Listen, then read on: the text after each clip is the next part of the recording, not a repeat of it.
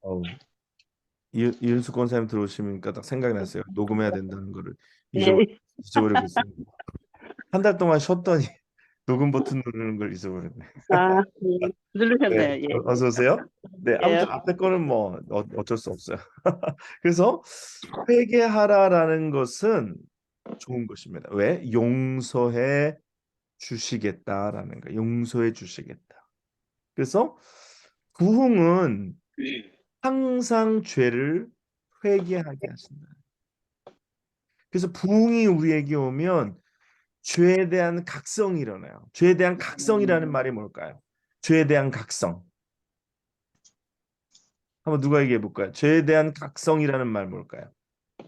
죄에 대한 잘못한 각성. 거, 잘못한 거에 대한 깨달음? 그렇죠. 죄가 죄임을 깨닫는 거. 이게 쉬운 것 같죠? 이게 그게 쉽지 않아요. 오늘날의 시대 가운데 죄가 죄로 깨달아지는 것이 굉장히 어려운 일이에요. 사람들이 죄를 죄로 깨닫지 못하기 때문에 죄를 짓는 경우가 많아요. 근데 내가 이게 죄인지 몰랐는데 부흥이 찾아오니까 죄가 깨달아지더라는 거예요. 이게 죄에 대한 각성이. 아, 이게 죄구나. 아, 이거 하나님이 싫어하시는 일이구나. 그러니까 마음속에 갈등이 생기는 거예요. 갈등이 생기는 거예요. 근데 이 죄에 대한 각성이 어떻게 오냐면요. 하나님의 말씀을 통해서 죄가 죄인 것을 우리에게 알려주십니다. 성경이 없다면 죄가 죄인 것을 알지 못해요. 성경에서 금하고 성경에서 이것은 아니고 이것은 잘못되었고 이스라엘의 역사를 통해서 무엇이 죄인지를 우리에게 보여주시고 있잖아요. 그래서 그 말씀을 읽으면서 죄가 죄로 깨달아지는 거죠. 그래서 그 죄를 아파하는 것, 그 애통해하는 것. 그래서 애통하는 심령을 주시고 그리고 그 죄에 대해서 내가 죄를 졌습니다. 자복하는 심령을 주시는 것. 이게 죄에 대한 각성이고 죄에 대한 회개입니다. 그냥 입으로만 하나님 나 잘못했습니다. 요게가 이게 입으로 하는 회개가 아니라 내 중심에서 나오는 회개. 그러니까 음, 내가 죄를 지은 것에 대해서 아파할 줄 아는 거예요. 이- 아, 이러면 안 되는데 내가 이랬구나. 이 죄에 대한 아파하는 마음.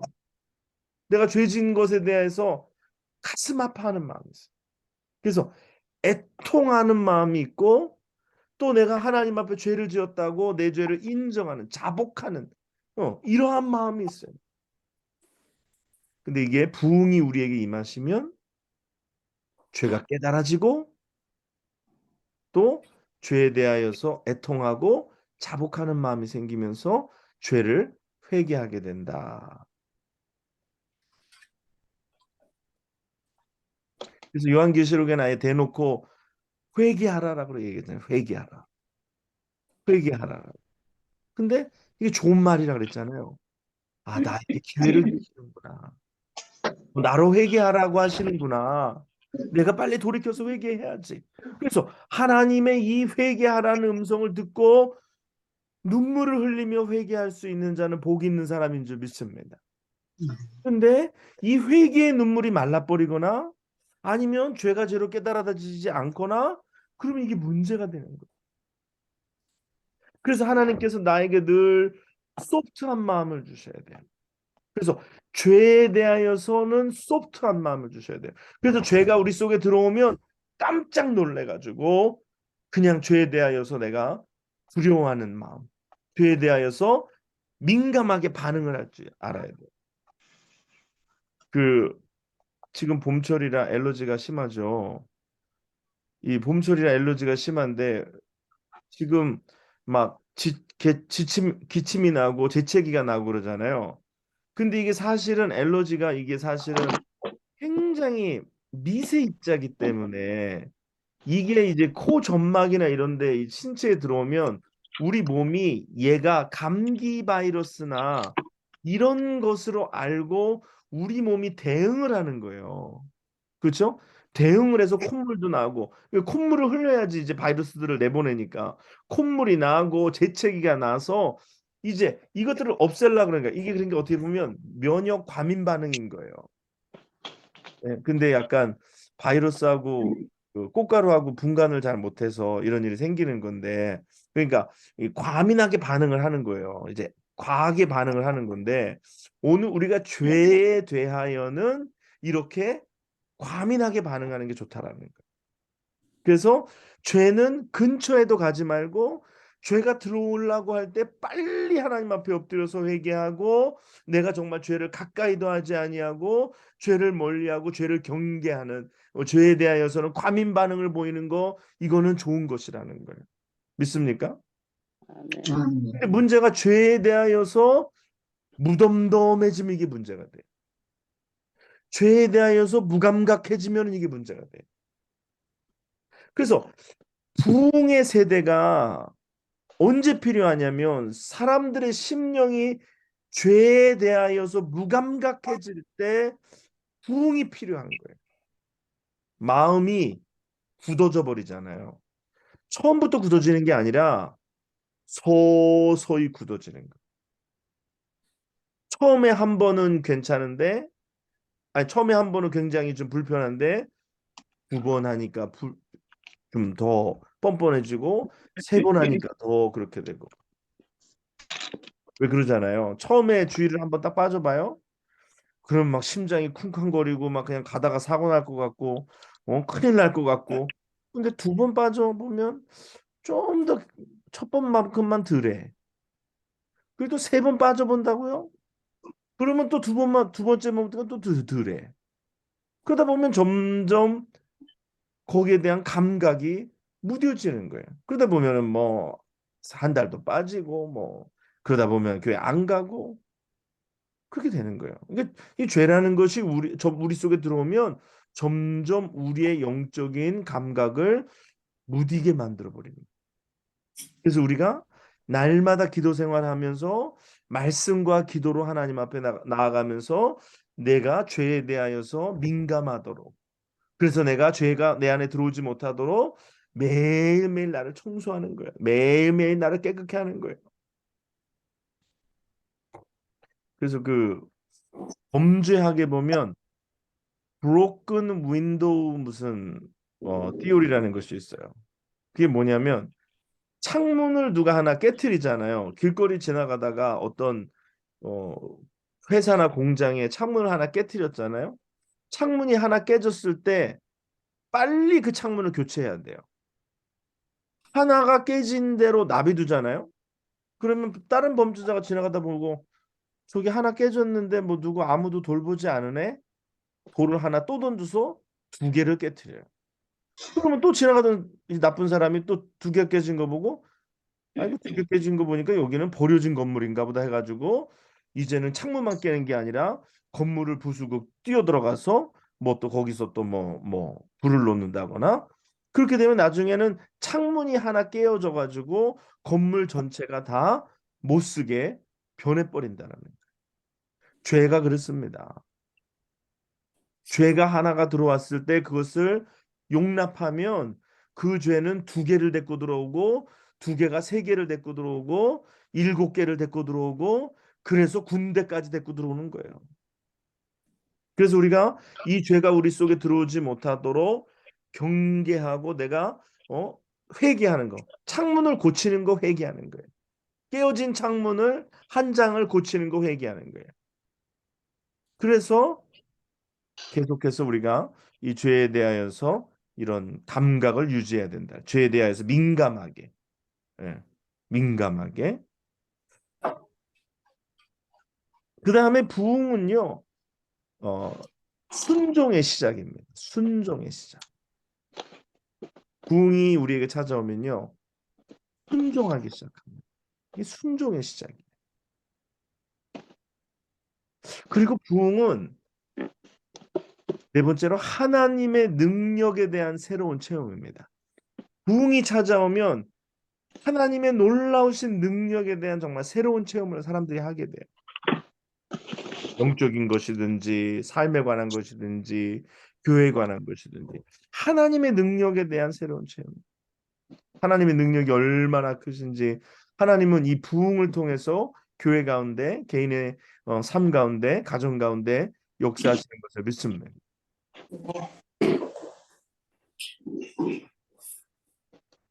그리고 부흥은 그 결과로 교회가 확장되는 성장을 이루는 그러한 또 경험을 하게 됩니다. 자, 우리 그러면 느헤미야 4장 2절 한번 읽어볼게요. 우리가 구약의 몇 군데 말씀을 읽어보면서 그러면 이제 제가 부흥의 약간 특징이라 그럴까? 부흥의 어떤 정의와도 같은 사건들에 대해서 몇 가지를 제가 지금 5가지를 이야기했는데 그러면 성경에서는 그런 부흥이라는 말이 그러면 직접적으로 대놓고 있는가? 어, 또 어떤 뜻을 가지고 있는지 한번 같이 살펴보도록 하겠습니다. 느헤미야 4장 2절 한번 어, 읽어주시죠. 느헤미야. 그들과 사마리아 군대 앞에서 일러 말하되 이 미약한 유다 사람들이 하는 일이 무엇인가? 스스로 견고하게 하려는가? 제사를 드리려는가? 하루의 일을 마치려는가? 불탄 돌을 흙무더기에서 다시 일으키려는가 하고. 네, 여기서 오늘 이 다시 일으키려 하려는가? 다시 일으키려 하려는가? 라고 말합니다. 그 다음에 시편 85편 6절 보겠습니다.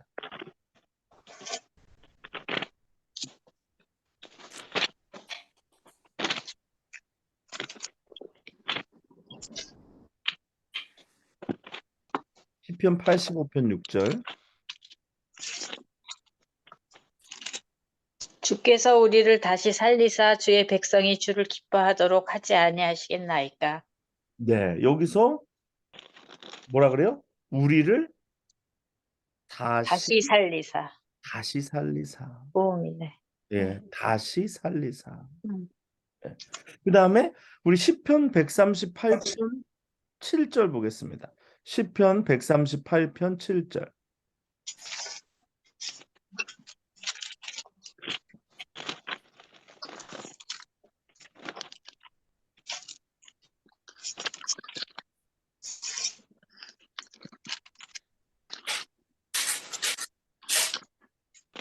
편 138편 7절. 내가 환난 중에 다닐지라도 주께서 나를 살아나게 하시고 주의 손을 내사 내 원수들의 분노를 막으시며 주의 오른손이 나를 구원하시려니이다. 네. 아멘. 네, 주께서 나를 어떻게 하신다고요? 살아나게 하시고. 살아나게 하시고. 살아나게 하시고. 네.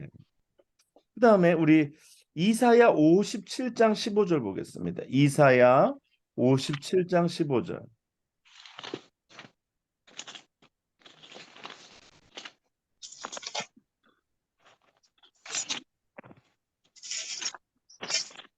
지극히 존귀하며 영원히 거하시며 거룩하다 이름하는 이가 이와 같이 말씀하시되 내가 높고 거룩한 곳에 있으며 또한 통회하고 마음이 겸손한 자와 함께 있나니 이는 겸손한 자의 영을 소생시키며 통회하는 자의 마음을 소생시키려 함이라.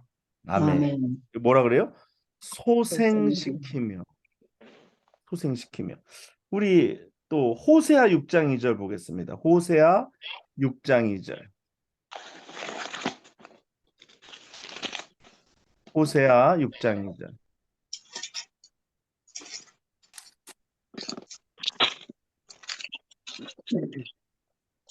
여호와께서 이틀 후에 우리를 살리시며 셋째 날에 우리를 일으키시리니 우리가 그의 앞에서 살리라. 네. 아멘. 뭐라 그래요? 우리를 살리시며 살리시며 우리를 일으키시리니 그 앞에서 할 일이. 살리라. 여기에 부흥을 암시하는 말들이 여러 차례 반복이 되죠. 그렇죠? 그다음에 한 절만 더 보겠습니다. 하박국 3장이죠.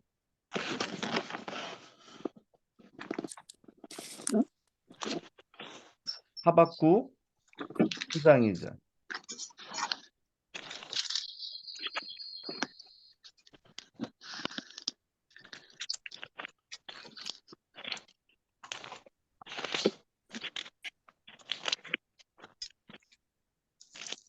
이 묵시는 정한 때가 있나니 그 종말이 속히 이르겠고 결코 거짓되지 아니하리라. 비록 더딜지라도 기다리라. 지체되지 않고 반드시 응하리라.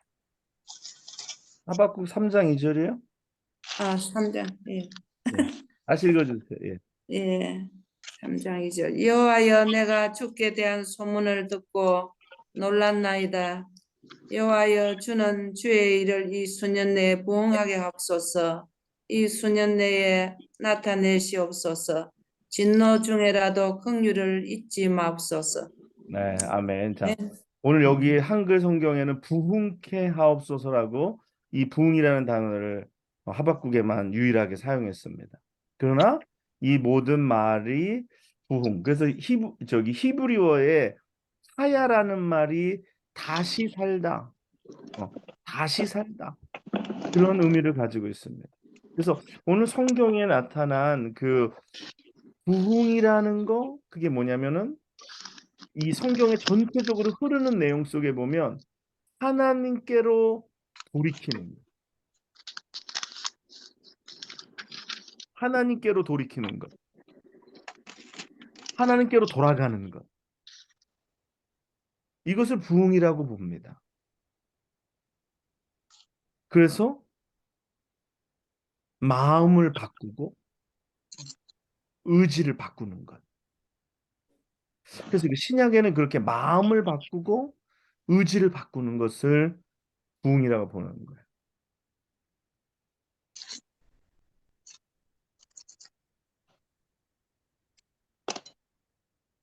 그래서 부흥은 오늘 여기서 말씀에 나온 것처럼 다시 일으키고 다시 살리고 뭐 소생케 하고 그리고 우리를 살리시며 우리를 일으키시리니 주 앞에서 살리라. 살아나는 것. 살아나는 것. 그러니까 죽었던 자들이 다시 살아나는 것.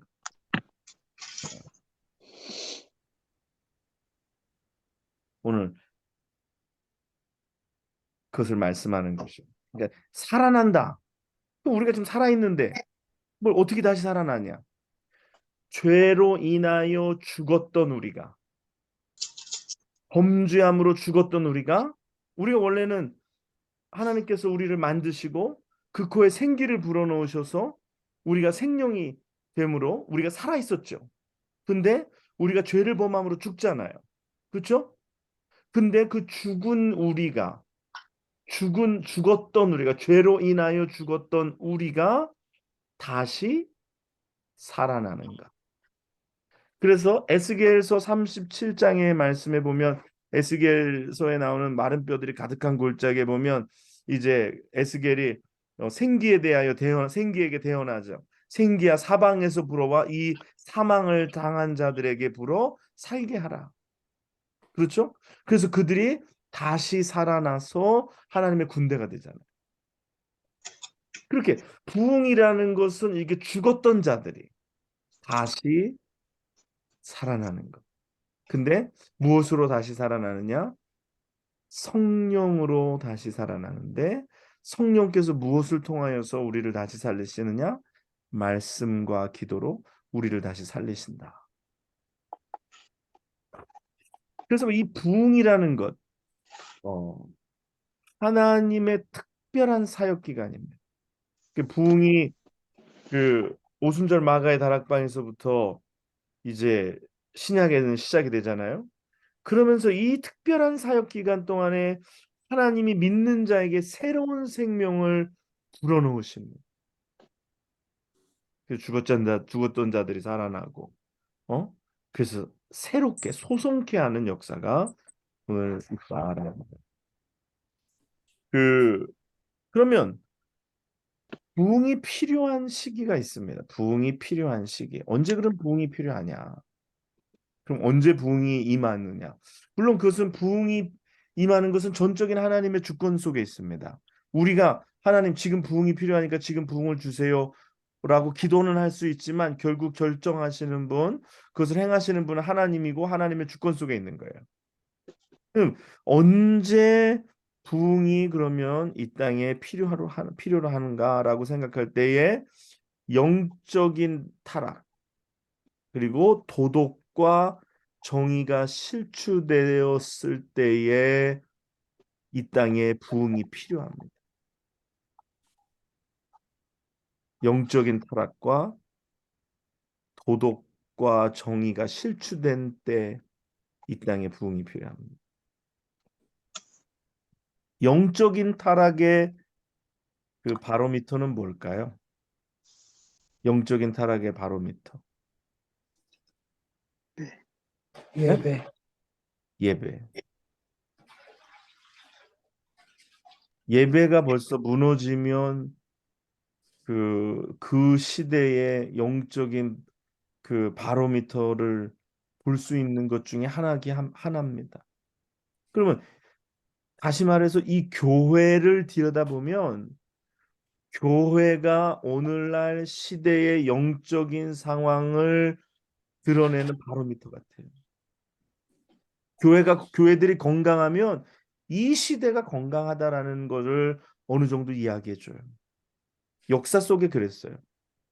교회들이 건강하잖아요. 교회들이 건강하고 교회들이 하나님 앞에 바로 서 있으면 사회도 건강했던 경우가 대부분입니다. 아멘. 근데 교회가 휘청거리면 세상은 더 요동을 치는 거예요. 오늘날은 어떨까요? 오늘날 영적인 부흥이 필요한 시대예요. 교회들이 어려워요. 신학교를 가는 사람이 없어요. 헌신하는 사람들이 없고요. 요즘 교회들이 어렵습니다. 교회들이 어려워요. 다 어려워요. 영적으로 뭐 모이는 것도 어렵고 교회가 뭘 하는 것도 어렵고 교회가 다 어려운 가운데 있어요. 그 말은 세상은 더 어렵다는 거예요. 세상은 더 어렵다라는 거예요. 사람들이 막 허탈해합니다. 사람들이 공허해합니다. 사람들이 방황해요. 한국의 요새 그 법무부에서 청소년들에게 마약이 손을 뻗치게 하면 뭐 사형까지도 구형하는 그런 것을 지금 추진하고 있는 것으로 아는데 왜 그럴까요? 지금 한국의 마약 문제가 굉장히 심각한 거예요. 아휴, 이게 드러나지 않아서 그러지. 심지어 청소년들에게까지도. 이게 마약이 이제 먼 미국이나 옛날 얘기로라고만 생각을 했는데 그렇죠? 한국이 이 마약의 소비지가 점점 되어가고 있다는 이 굉장한 이게 문제입니다. 미국도 마찬가지고 미국 뭐 말할 것도 없고 그러니까 이 굉장한 영적인 어려움이라는 거를 우리가 알아야 됩니다. 굉장한 어려움, 도전이에요. 영적인 도전이에요. 사람들은 공허해하고 이게 공허함과 허탈감 이런 것을 채우지를 못하니까 무언가 이렇게 내 마음을 의지하고 그것을 잊고 싶은 것을 추구하는 거예요. 그 어떤 한국의 유명한 가수가 그런 얘기를 하더라고요. 자기가 성공을 이뤄봤는데 굉장히 허탈하고 공허하더래요. 성공하면 공허하지 않을 줄 알았는데 성공해보니 공허하고 허탈하더래요. 그러니까 뭐 괴로운 거예요. 그러니까 이 연예인들이 인기라는 거, 돈이라는 거 이런 걸 다 얻고 나서도 공허하고 허탈하니까 마약에도 빠진 거. 우리가 가끔 텔레비전 보면은 뉴스 보면은 연예인들이 마약을 하잖아요. 우리 이번에도 그 유아인이라는 연예인 여러분 혹시 아세요? 유아인이라는 연예인. 그 굉장히 한국에서 젊은 연예인인데 그 유명한 대사 어이가 없네. 이걸로 굉장히 유명해진 영화 배우인데 젊은 사람 어이가 없네 그래갖고 근데 그 사람이 그냥 마약에 그냥 문제가 생겨가지고 글쎄 예, 뭐 정말 젊죠, 연기도 잘하죠, 뭐 얼굴도 잘생겼죠, 뭐 하나 부족할 것이 없는 사람이 왜 마약에 손을 대? 뭐가 아쉬워서? 근데 그 안에 올라가 보니 정상에 올라가 보니 공허하더라. 예, 허전하고. 저도 오늘 뭐 그런 허무함은 아닌데 참 안타깝더라고요. 오늘 뭐가 안타깝고 좀 허무하냐면 오늘 교회를 오니까 그래도 한 달 반 동안 그 아래층에 그 레베카 전도사님이 이제 여기서 뭔가 해보려고 왔다가 그냥 저렇게 정말 맥없이 돌아가니까 또 와서 이렇게 텅 빈 또 그 우리 그 저기 온돌방을 보니까 좀 뭔가 좀 허전한 마음이 드는 거예요. 그래서 뭐 얼마 있다 가지도 않고 뭐 나하고 오랜 시간 생활하진 않았지만 그래도 어렸을 때 내가 이렇게 그래도 잠깐이라도 좀 보고 그래서 좀 기대감이 있었는데 그렇게 돌아가니까 좀 뭐라 그럴까 좀 씁쓸하면서 좀 그렇더라고요. 그것도 왜 그게 사람이 든 자리는 티가 안 나도 나간 자리는 티가 난다고 그렇더라고요. 그래서 안타깝고 저렇게 또 가야 되는 게 또 좀 그렇고 여러 가지 좀 그렇더라고요. 그냥 여러 가지로. 예. 근데 지금 성경 공부하면서 내 마음이 채워지는 겁니다. 여러분들을 보면서 하나님의 말씀을 읽으면서 마음이 채워지는 거예요. 그래서 세상 사람들은 이 허무함, 공허함, 허탈함 이걸 어떻게 할 수가 없어요. 그러니까 막 마약에 뭐 아니면 뭐 세상 것에 뭐 이거 취해보고 저에 취해보고 뭐 그거 잠시 잠깐이죠. 잠시 잠깐이죠. 이게 예수로 채워지지 아니하면 이런 일들이 생기더라고요. 그래서 오늘날 시대에 막 또 정치에 사람들이 막 그냥 막 쫓아다니잖아요. 뭐 좌측으로 쫓아다니고 우측으로 쫓아다니고 왜 이렇게 저렇게 쫓아다니는가? 왜 이렇게 쫓아다니는가? 왜 그럴까요? 속에 그렇죠. 왜 공허해서 그래 공허해서 또 왜 나이 드신 분들이 막 무슨 뭐 태극기 뭐 우익 해가지고 막 그 집회 쫓아다니잖아요. 물론 그런 것도 해야 되지만 왜 근데 그게 너무 쫓아다니는 경우가 왜 그러냐면 이 속이 허해서 속이 허해서 막 또 젊은 사람들이 막 인터넷에 막 여기 몰려다녔다 저기 몰려다녔다가 이 연예인 쫓아다녔다 저 연예인 쫓아다녔다가 막 그냥 막 이 결국은 다 이게 속이 허해서 속이 허해서 이 속이 허하다는 건 뭐예요? 예수님이 그들 안에 없기 때문에 그렇죠. 예수가 없기 때문에 예수가 없는 인생은 늘 그렇게 공허할 수밖에 없어요. 그러니까 오늘날 그렇게 공허하니까 뭔가 채워보려고 막 쫓아다닐 때는요. 이게 제가 이번에 그 무슨 보니까 송가인이라고 아세요? 송가인이라 그 가수 있잖아요. 트로트 가수. 근데 한국에 아니 트로트 가수 뭐 트로트 나오면 이렇게 한번 듣고 그러면 되지. 근데 그 사람을 그냥 뭐 그렇게 쫓아다닌다는 거예요. 그 저기 어린 그 딸 손녀 같은 사람을 콘서트마다 그냥 그리고 쫓아다니고 뭐 음식을 해가고 뭐 그냥 막 옷을 맞춰 입고 뭐 그냥 그래서 내가 이분들이 참 공허하구나. 이 나이가 많아서 이제 그거 쫓아다니는 거예요. 이게 공허하구나. 이게 오늘날 시대의 영적인 한국의 주소입니다. 한국의 주소예요. 예수가 없으면 이렇게 공허해요. 어떻게 해야지 살까요, 이 사람들이? 어떻게 해야 살까요?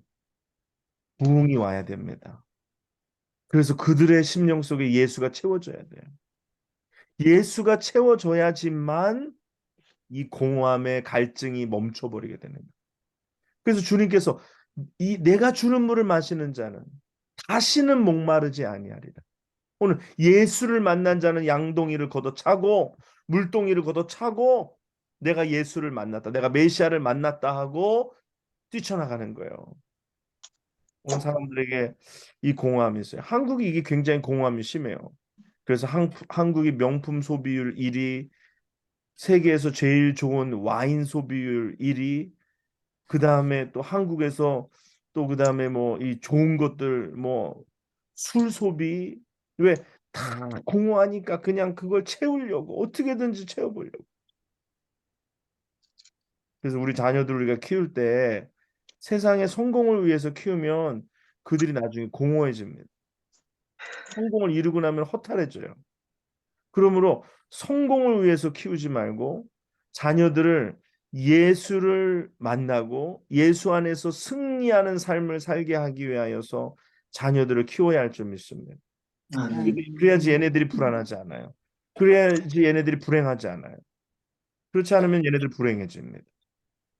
이런 사람들의 찾는 끝은 결국은 죄요.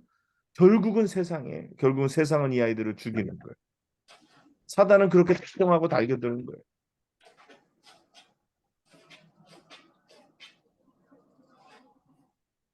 그리고 두 번째가요, 강력한 악의 영향력이 펼쳐질 때에 부흥이 필요합니다. 악이 막 기세를 펼칠 때. 여러분 요즘 학교에 아이들이 뭘 배우는가, 동성애에 관해서 뭘 아이들에게 가르치는가 들으면은 깜짝 놀랍니다. 동성애 하는 법을 가르쳐요. 미쳤네. 네, 진짜 진짜. 미쳤어요. 미쳤어요. 네, 동성애 하는 법을 가르쳐요. 아, 동성애 흉기죠. 성행위를 하는 법을 가르쳐요. 말도 안 돼. 네, 여러분들 지금 아직 어린애들이 없으신 분, 이게 지금 학교에서 벌어지는 일들이에요. 이게 난리에 난리. 이게 지금 미쳐 돌아가고 있는 세상 속에서 우리가 살고 있는 거예요. 그러니까 악의 영향력이 굉장히 강한 시대예요. 그리고 그런 거에 반면에 선의 영향력은 힘을 잃어가는 시대. 이런 시대에 부흥이 필요합니다. 부흥이 필요해요. 그런데요, 악이 아무리 강할지라도 하나님께서 이 역사 가운데 큰 영향력을 미치시고 하나님은 이 안에서 행하시는, 세상 가운데에서 행하시는 분인 줄 믿습니다. 아멘. 그들이 아무리 지네 세상인 것처럼 난리를 쳐도 하나님이 불어버리시는 순간에 다 끝이 나버려요. 아멘. 아멘. 부흥이 언제 필요하냐? 세 번째는요, 이 세상에 원칙과 목적이 사라진 시대 가운데 부흥이 필요합니다. 원칙이라는 것, 목적이라는 것. 우리의 삶의 기준이 뭐가 돼야 될까요? 우리의 인생에, 세상의 어떤 것들의, 모든 것들의 기준이 뭐가 돼야 될까요? 기준. 뭐가 원칙이 돼야 될까요? 하나님의 말씀이 원칙이 돼야 돼요. 아멘. 근데 요즘은 어떤 게 원칙이에요? 자기 소견에 좋은 대로. 이게 포스트모더니즘이라는 그런 아주 팬시한 말에 담겨 있는 거가 자기 소견에 옳은 대로예요. 그게 무슨 말? 포스트모더니즘의 그 말은요, 절대적인 기준은 없고 너도 맞고 나도 맞고 쟤도 맞고 그도 맞다는 거예요. 어떤 그 영어 코미디에 그런 말이 있더라고요. 친구를 초청했는데 그 친구가 그러는 거예요.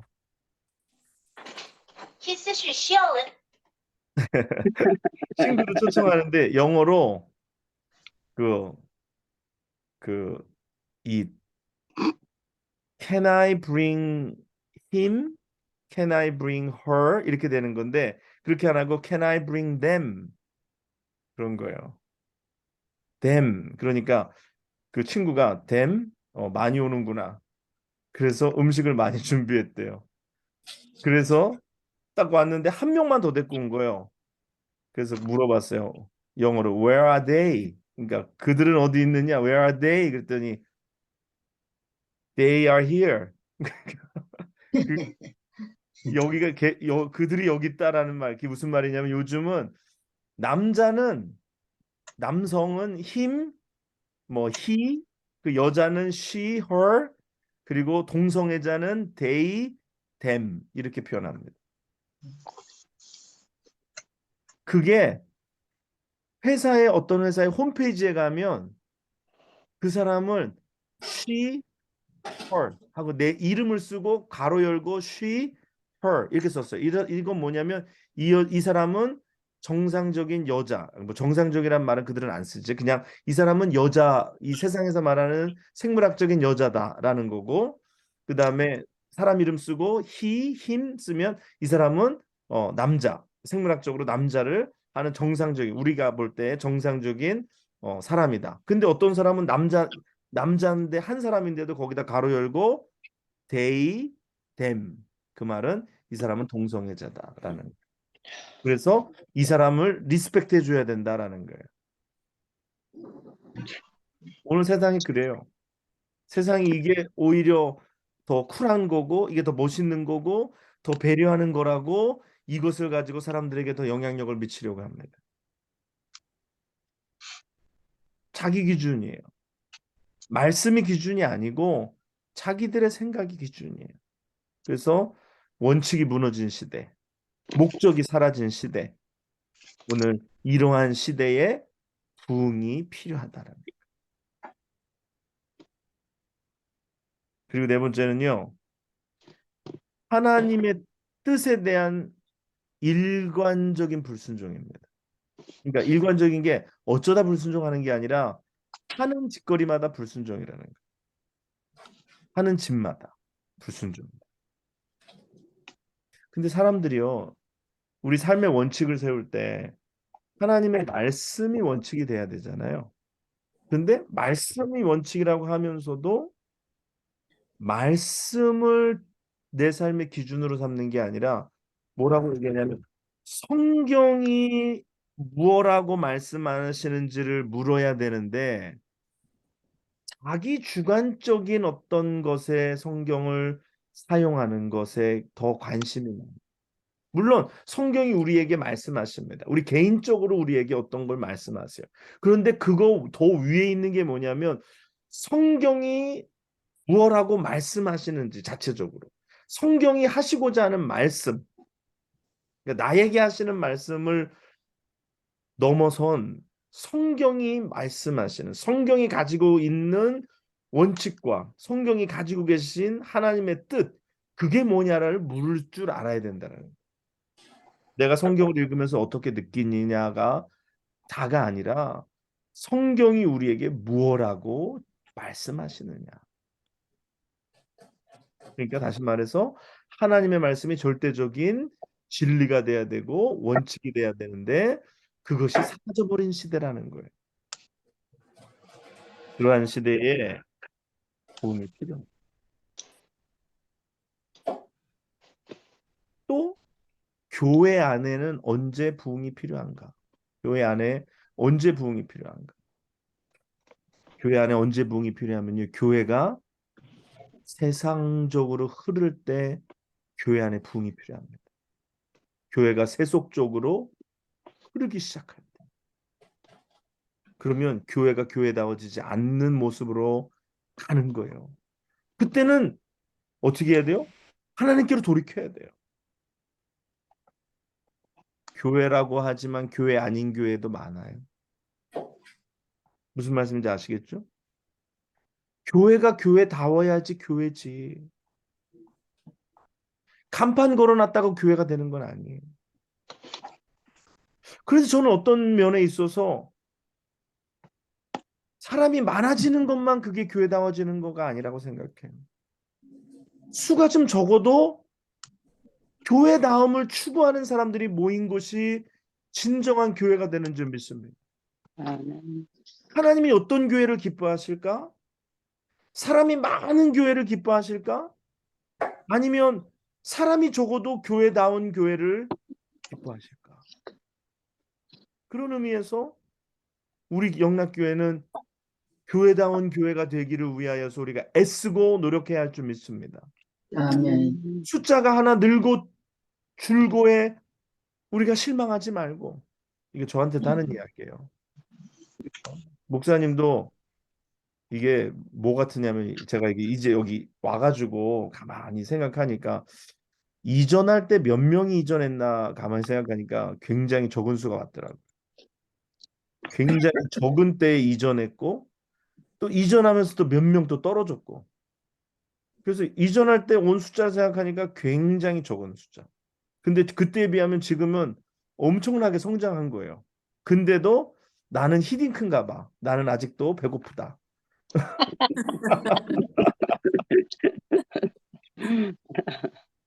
그러니까 그러면서 좀 내가 원하는 스피드에 미치지 못하면 조금 살짝 이렇게 뭐가 올 때가 있어요. 근데 가만히 돌이켜 보는 거예요. 아니, 3년 전에 코로나 때 여기 올 때 진짜 미니멈이 온 거예요. 또 그 중에서 또 몇 분 또 뭐 코로나로 떨어져서 못 오고 출석 못 하고 그냥 떨어질 게 어디 있다고 거기서 또 떨어졌어요. 그랬는데 지금은 할렐루야인데 자꾸만 사람이 숫자의 우상에 마음을 빼앗긴단 말이에요. 그래서 사람들이 누가 한 사람 나갔어. 숫자가 중요한 게 아니라 사실 어떻게 보면 교회 다음을 위한 것을 추구할 때에 어쩔 때는 줄어드는 것도 부흥인 줄 믿습니다. 아멘이 안 나오는 거. 뭐, 네, 줄어드는 것도 부흥이에요. 줄어드는 거. 수가 줄어드는 것도 부흥이에요. 왜 늘어나는 것만 부흥이라고 생각해요? 수가 줄어드는 것. 근데 그 수가 줄어드는 게 건강함을 위해서. 그러니까 몸무게를 우리가 얘기하는데 몸무게가 이제 잘못된 이 지방들이 몸에 많잖아요. 그럼 이 잘못된 지방을 빼는 거가 좋은 겁니까? 나쁜 겁니까? 좋은 거예요. 그렇죠. 이 줄어드는 게 부흥이에요. 줄어드는 게 나쁜 것만은 아니야. 예? 건강해지려고 한다면, 건강해져야 한다면, 예? 저는 그거 옛날에 경험했어요. 우리 옛날에 있을 때부터 줄어드는 것도 부흥이다. 근데 하나님이 줄어들게 하셔서 그 중에 뭐 있어서 안 되는 것보다 없어서 되는 게 좋아요.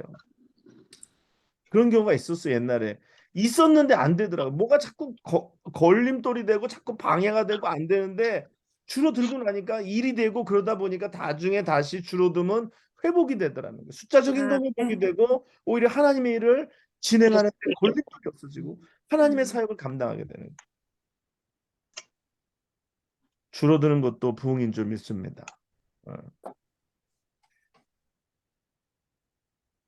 그래도 또 교회 안에 세속주의가 있을 때, 교회가 세상을 따라갈 때 부흥이 필요하고, 또 그다음에 교인들이 큰 죄를 지어서 교회 안에서 문제를 일으킬 때, 스캔들을 일으킬 때 교회 부흥이 필요합니다.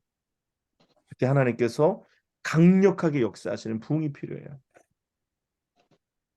그리고 세 번째는 교인들 간에 다투는 마음이 있을 때 부흥이 필요합니다. 그래서 하나님이 이렇게 문제가 있을 때 하나님이 개입하시는 교회는 이건 좋은 교회예요. 하나님이 붙잡고 계신 교회예요. 근데 뭐 교회 안에서 문제가 일어나고 막 스캔들이 일어나고 다툼이 일어나고 세속주의를 흐르는데 하나님의 개입하심이 없다? 그는 하나님이 버리셨을 확률이 높아요.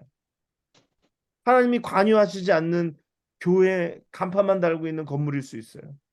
근데 문제가 있고 어려움이 있으니까 하나님이 개입하셔서 막 역사하시고 하나님의 막 말씀이 선포되고 막 거기 안에서 뭔가 이루어지는 거, 하나님의 살아있는 교회인 줄 믿습니다. 그리고 네 번째는 분쟁과 다른 교인들에 대한 어떤 이런 수군거림, 가십 같은 거, 막 저 사람 욕하고 저 사람 욕하고 이런 거가 있을 때도 부흥이 필요합니다.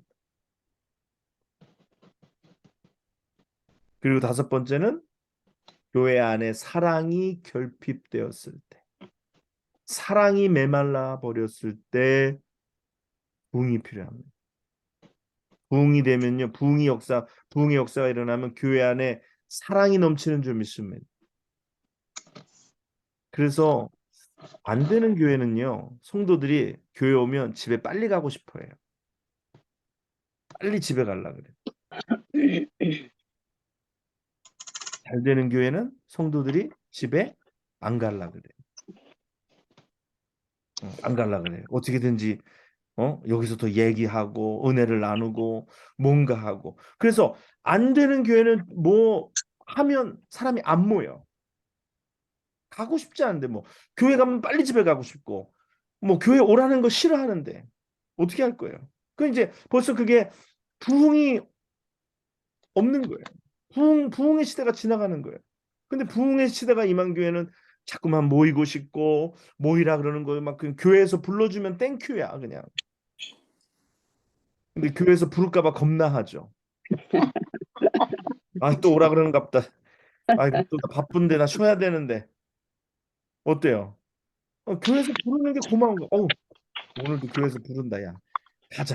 그냥 오늘 또 가서 은혜 받고 가서 또 그냥 하고. 그래서 모이기를 패하는 어떤 무리와 같이 되는 건 벌써 부흥이 지나간 거. 부흥이 없는 거예요. 그런데 부흥이 필요해요. 그러니까 부흥이 일어나니까 사도행전에 부흥이 일어나니까 날마다 모이는 거 날마다 날마다 모여서 떡을 떼고 날마다 그냥 네. 네. 우리 교회도 보니까 교회에서 참 밥을 많이 먹더라고요. 그 좋은 거예요. 화요일 날 아침에는 중보기도 씨가 아침에 식사들 하시니까 좋아요, 너무 좋아. 화요일 날 저녁에는 또 목사님들 기도 모임 또 격주로 있으니까 또 와서 저녁에도 식사하니까 보기 좋아요. 또 뭐 토요일 날 또 아침 식사 또 잘 하시고 또 좋아요. 주일 날 또 그렇고 또 주일 날 저녁에는 또 뭐 엘리야 스쿨 있는 경우에는 또 엘리야 스쿨에서 식사하고 또 뭐 구역 모임인 구역 모임에서 또 식사하고 뭐 주중에 몇 번 더 있었으면 좋겠어요. 아무튼 이게 뭐냐면 부흥하는 교회는 자꾸 가고 싶어요. 모이고 싶고 만나고 싶고 헤어지기 싫고 가면 자꾸 있고 싶고 이게 되는 교회입니다. 되는 교회예요. 일부러 그러는 게 아니라 뭐 먹는 거 좋아서 그러는 게 아니라 그냥 은혜가 좋아서 성령이 역사하시면 그런 일들이 일어난다. 사랑이 맞아요. 넘치. 맞아요. 교회가 악한 자들이 주의 종들을 이기고 그리스도의 대의가 무력해지고 세상의 조롱을 받을 때 부흥이 교회에 필요합니다. 세상의 조롱을 받을 때 뭐라 그래요? 세상이 교회를 손가락질한단 말이에요. 교회가 이 모양이다라고. 세상이 교회를 손가락질합니다. 그때는 부흥이 필요합니다. 그 요나가 뱀이 깊숙한 곳에 들어갔잖아요. 그랬더니 선장이 쫓아와서 뭐라 그래요? 잠자는 자여 어찌 미뇨. 여러분 교회가 자면 세상이 교회를 깨웁니다. 교회가 자면 세상이 교회를 깨워요. 그래서 책망에 잠자는 자여 어찌 미뇨. 교회가 왜 잠을 자냐는 거예요. 너희 하나님께 구하라. 혹시 구원하 우리를 구하여 주실는지 아느냐. 교회가 기도 안 하면 세상이 교회 보고 기도 좀 해달라 그래요. 기도 좀 해라. 여러분 굉장히 자존심 상하는 일이에요. 사실 요나가 선지자인데 그 세상의 우상을 섬기는 배의 선장이 얼마나 우상을 많이 섬겨요. 우상을 섬기는 선장이 요나에게 찾아와서 잠자는 자의 어찌미뇨 너희 하나님께 구하라. 다들 기도하는데 왜 너만 기도 않고 이러고 있냐. 부모가 기도를 안 하면 애들이 와가지고 그래요. 엄마 아빠 왜 기도 안 해? 애들이 불안해합니다. 기도 안 하면. 예. 엄마 아빠 왜 기도 안 해? 예. 부모가 기도 안 하면 자녀들이 아유 이게 걱정인데. 요즘은 그런데요. 옛날에는 부모가 자식을 걱정했는데 요즘은 자식이 부모를 걱정한대. 아, 이 사람들이 같이 살 건가 말 건가? 이거 이래가지고 같이 살겠나? 이 사람들이 왜 기도를 안 해? 요즘은 자녀가 부모를 걱정하는 시대. 이건 잘못된 거예요. 이건 잘못 흐르고 있는 거예요. 그다음에 7번째요, 마지막인데요.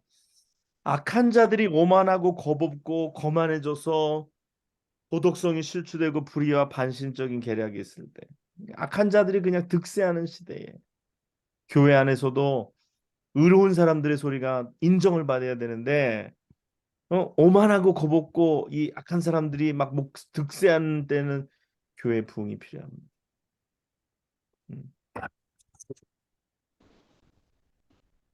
자, 오늘 여기까지만 해야겠습니다. 여러분, 우리에게 부흥이 필요합니다. 아멘. 이제 부흥회도 이번 금요일 있고요.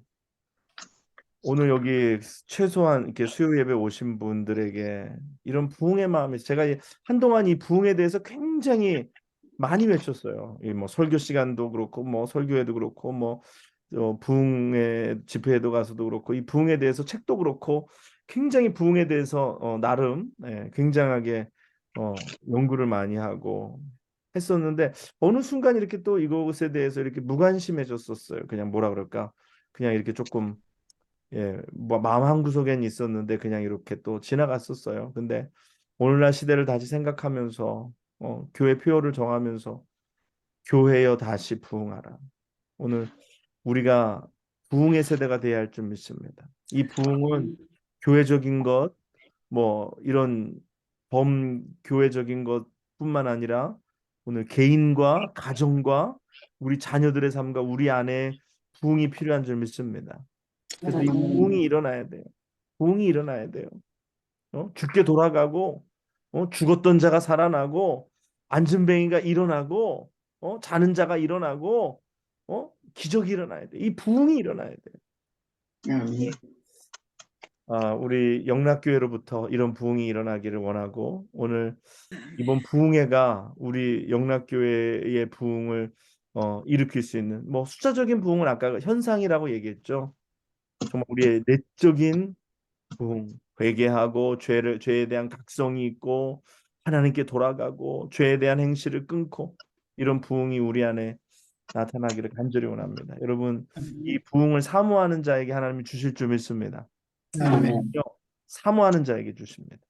오늘 우리가 이 부흥을 사모하며 기도할 때 하나님께서 우리에게 부흥을 허락하셔서 교회가 새로운 어떤 한 사람이 분위기를 확 다운시키기도 하잖아요. 우리가 약하면. 근데 성령이 역사하시면 아무리 그냥 뭐 사람들이 다운시키려고 해도 이 성령이 역사하시는 분위기는 다운시킬 수가 없어요.